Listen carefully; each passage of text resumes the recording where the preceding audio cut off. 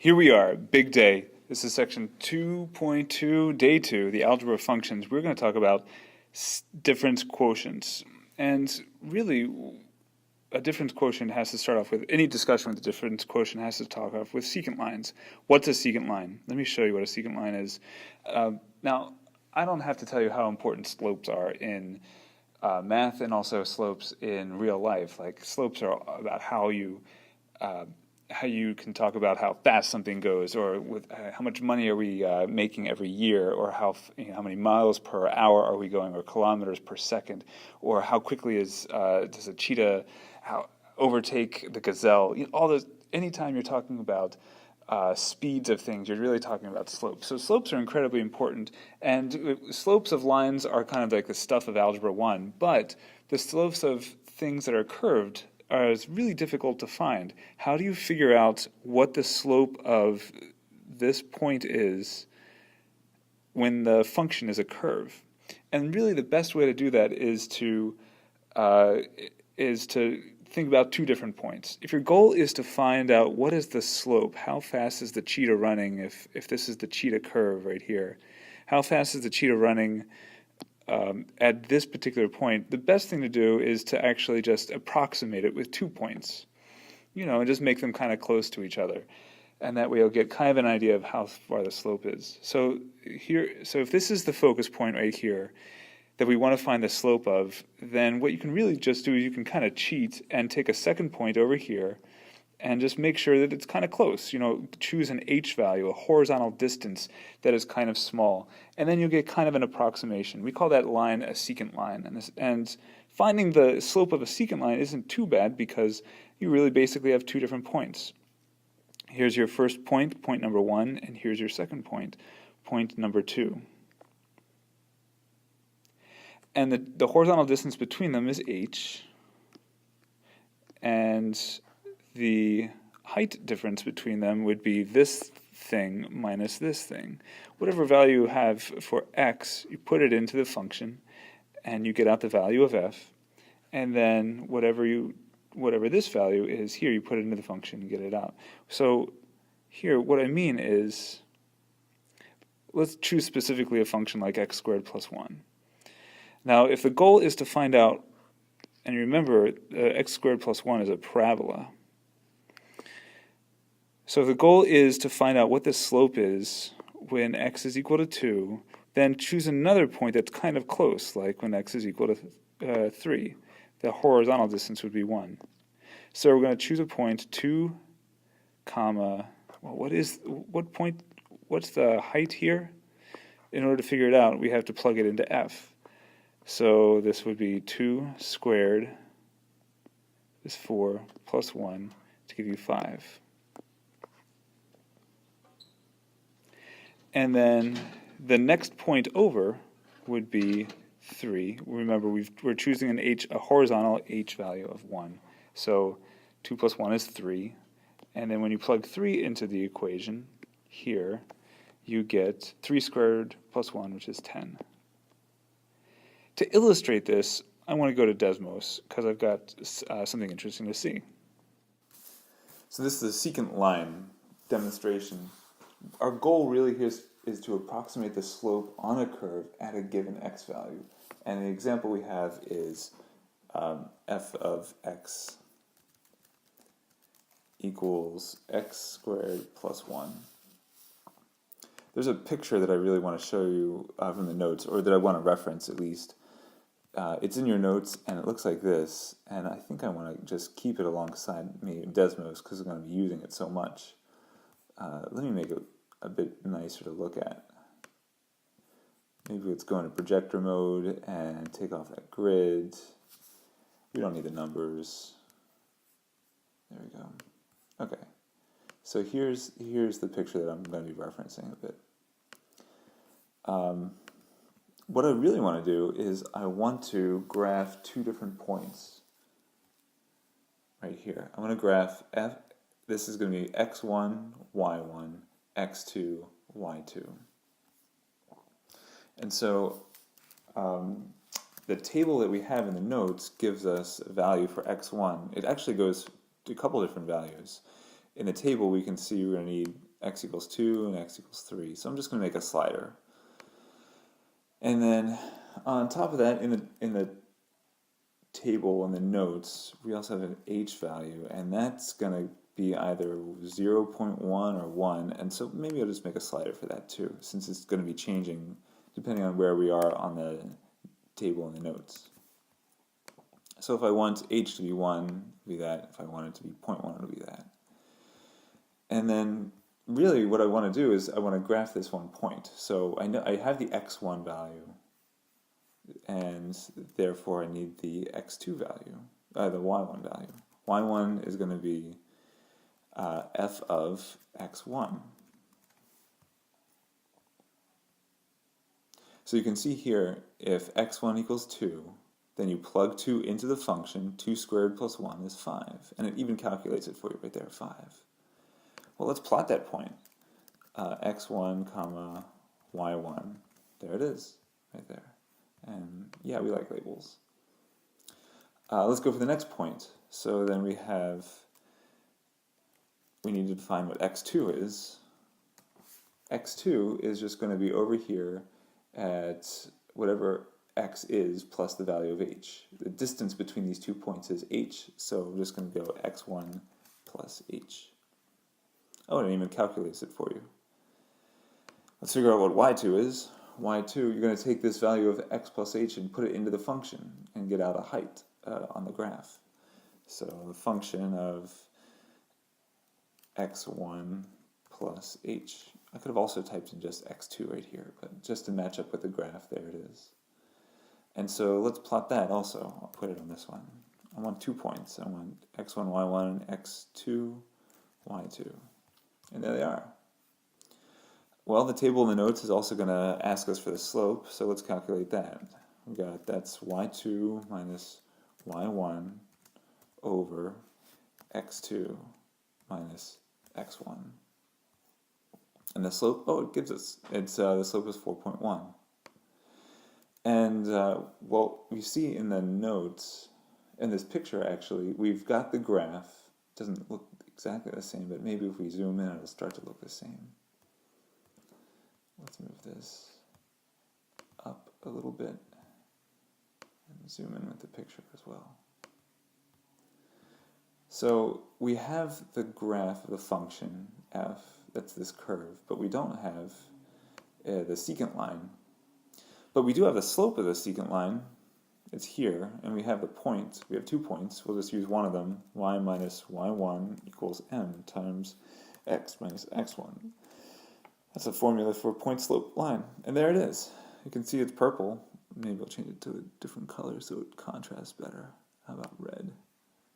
Okay, so this red secant line is graphed right here.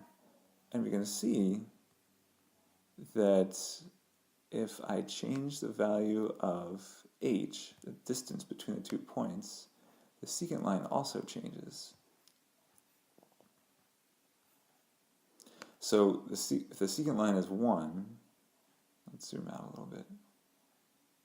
The secant line is 1.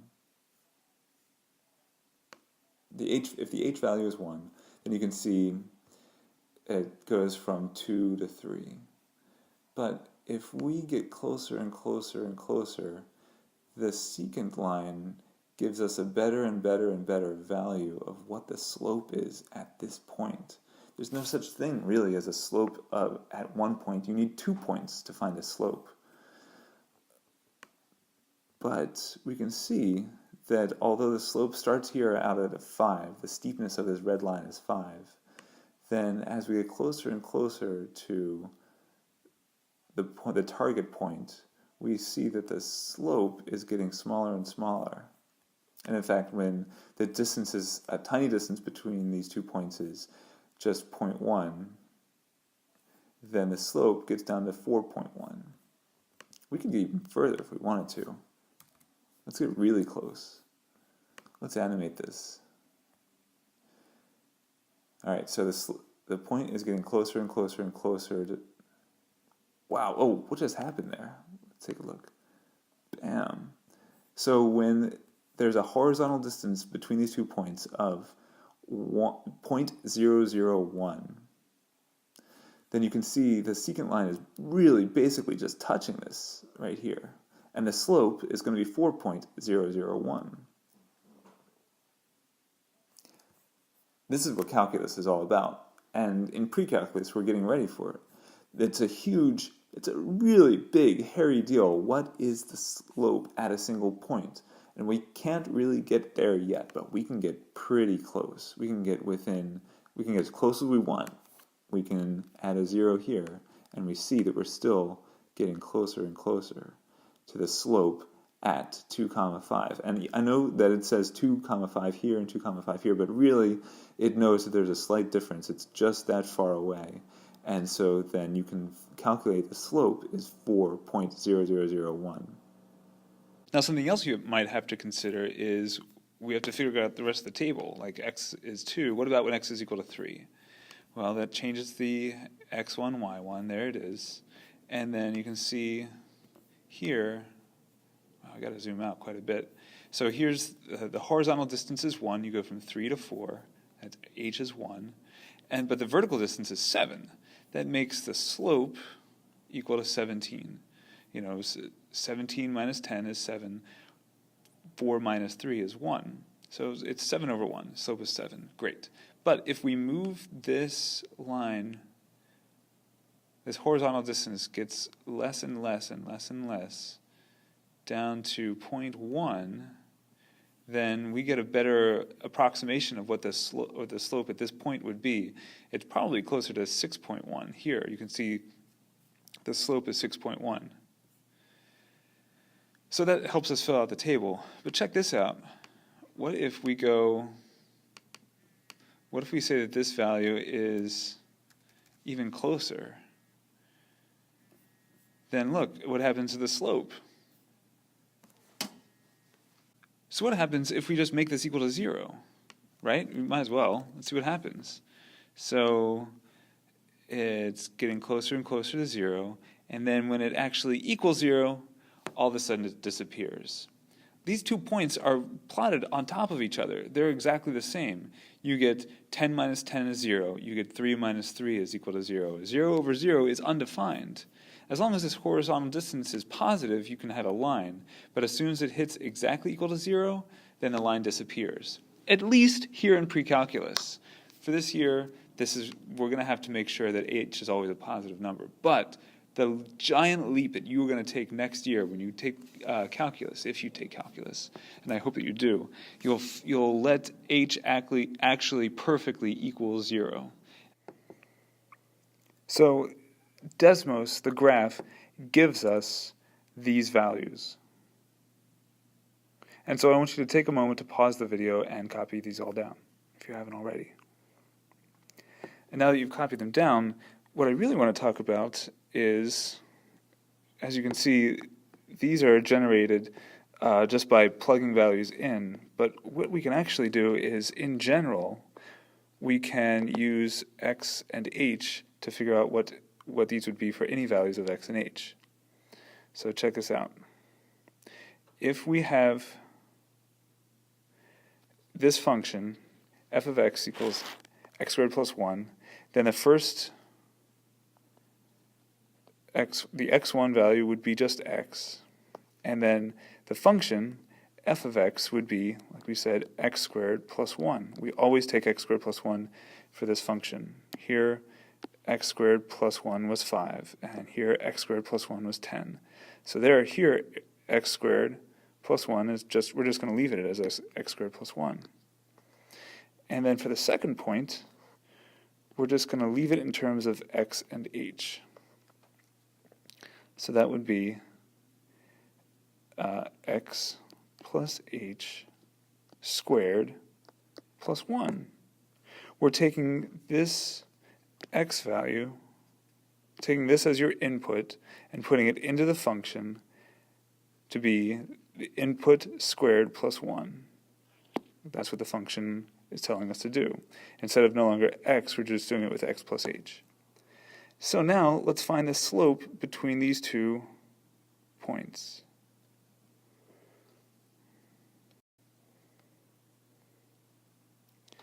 That's going to be x plus h squared plus 1, that's our y2, minus y1, which is x squared plus 1. I'll put that in parentheses. All over x2, which is x plus h, minus x1. Remember, I'm getting this y2 from here, this y1 from here, this x2 from here, this x1 from here. I'm finding the slope between these 2 points. When I simplify them, I get this.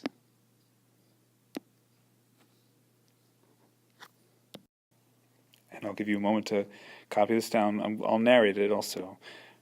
I'm squaring this, foiling it, and you get x squared plus 2xh plus h squared. And then getting rid of these parentheses by distributing, we get the negative x squared and the minus 1. In the denominator, we can see that these x's cancel out, and we're just left with h. Moving on, we see also that certain things cancel out as well. I've got some like terms that will cancel out in the next step.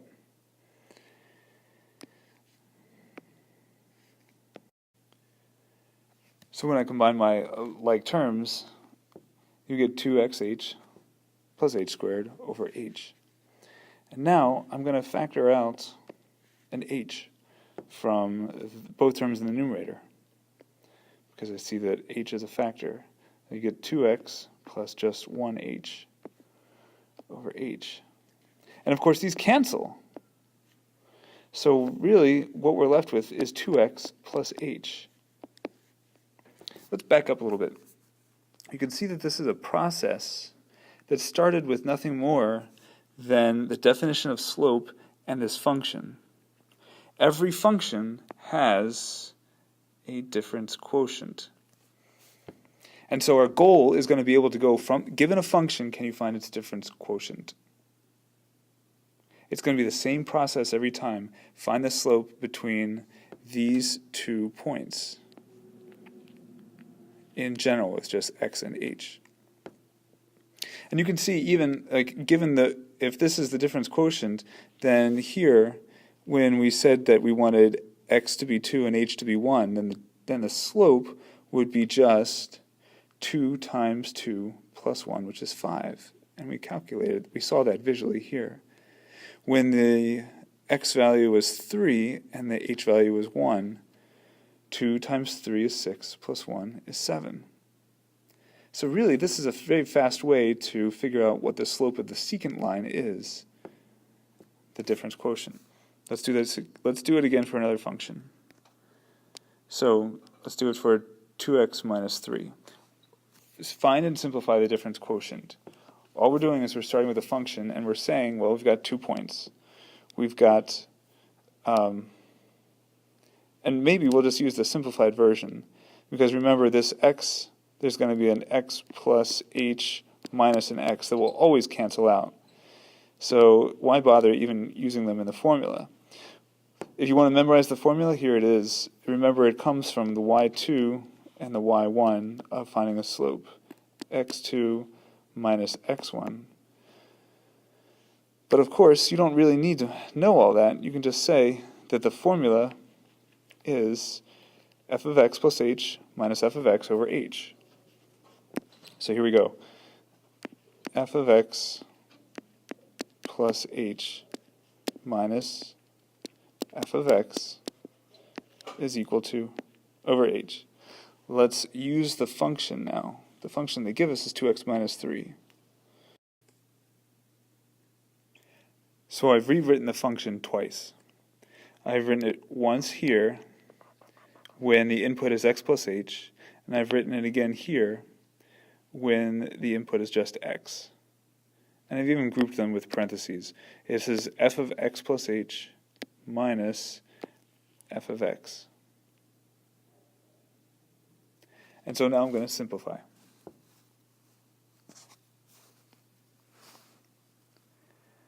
Bringing it up here,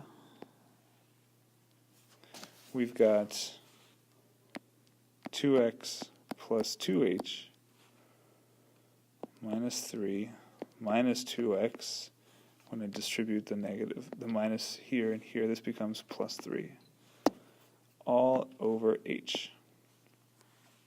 I see some like terms that are going to cancel, 2x and minus 2x, and then minus 3 and plus 3. So really, all I'm left with is 2h over h. And when I simplify that, it becomes just 2. The difference quotient is 2. Well, that makes sense, because anytime you try and find the slope of a point on anywhere on this, the slope is always going to be 2. It's going to be unchanging, regardless of what your x or h values are. So let's test that out. Let's take a look and see if we really make this 2x minus 3, what happens to the difference quotient? What's happened to the different points? Here, when x is 2, you can see I'm going to change the value of h. That secant line is going to be right on top of the actual line of the function. And it doesn't matter what the value of h is, the slope is always going to be 2 between any two of those points.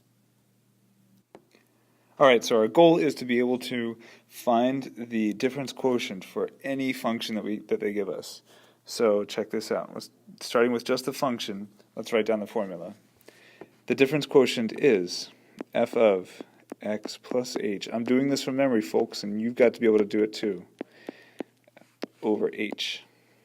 What is the function? The function is 1 over x, as we can see here. 1 over x. So I'm going to rewrite the function twice. 1 over x plus h with the new input, and 1 over x with the normal input, all over h. We've got fractions within fractions, so how do we deal with that? We've got to get common denominators. So I think the least common denominator would be just multiplying the two together, x plus h. And we can't just do that to the denominator, we also have to do it to the numerator. And if we subtract, we get this. Combining the common denominators, we get x times 1 minus 1, x times 1 minus 1 times x plus h, all over the common denominator, which is x times x plus h, all over h. So remember, here was the top of this one, here was the denominator of that one, here it is here, and then the one last denominator is down here. Okay, let's simplify things a little bit. Let's distribute that subtraction, and let's also move the h up, because really h is the same thing as h over 1, so we're going to divide by the reciprocal, or multiply by the reciprocal in order to move this fraction up. So getting rid of the 1's, we get x minus x plus h all over x times x plus h, and then times the reciprocal of h over 1, which is 1 over h. Great, let's keep going. Then distributing the minus over the parentheses, we get x minus h, all over distributing here, you get x squared plus hx times 1 over h. I see some common denominators, some like terms that we can combine. And so that just becomes negative h over x squared plus hx. Yes, this is a plus. Times 1 over h. Well, wait a minute, these h's cancel. So we get cancel, cancel, and we're left with just negative 1 over x squared plus hx. If you want to find the slope of a secant line at any point x and with a distance of h, then you just plug it into this formula and it'll give you the slope. That is the difference quotient. Let's do it again here, and then we're done. Rewriting the formula that we have to have memorized, f of x plus h minus f of x all over h. So we get, in big parentheses, 2 times, I'm going to rewrite the formula twice.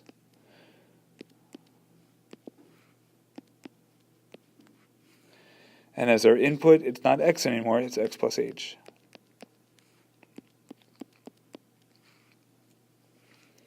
That is all of this, f of x plus h.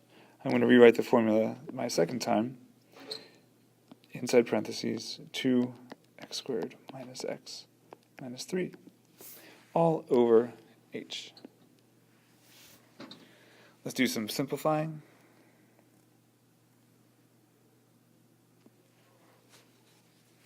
When we FOIL, we get 2 times, because remember we have to do the exponents inside these parentheses first. X squared plus 2xh plus h squared minus minus x plus h minus 3, big parentheses. I'm going to distribute this subtraction here. We get 2x squared plus x plus 3. They become positive. All over h.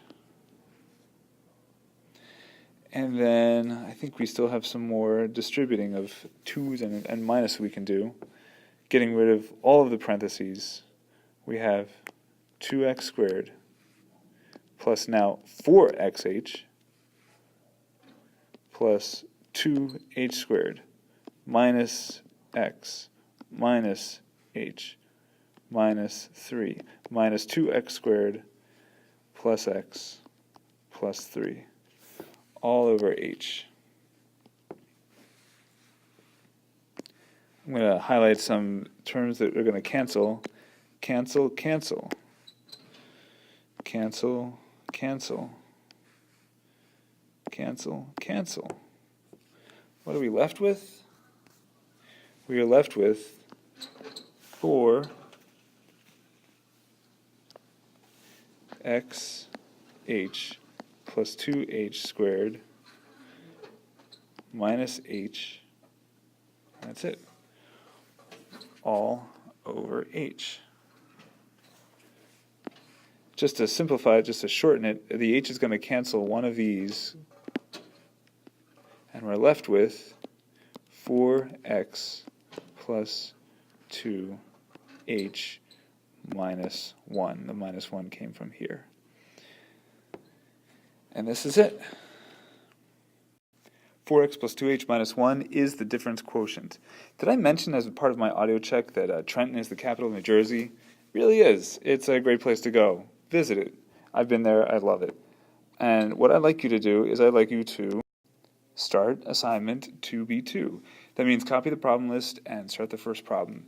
Do those things, and I will see you in class.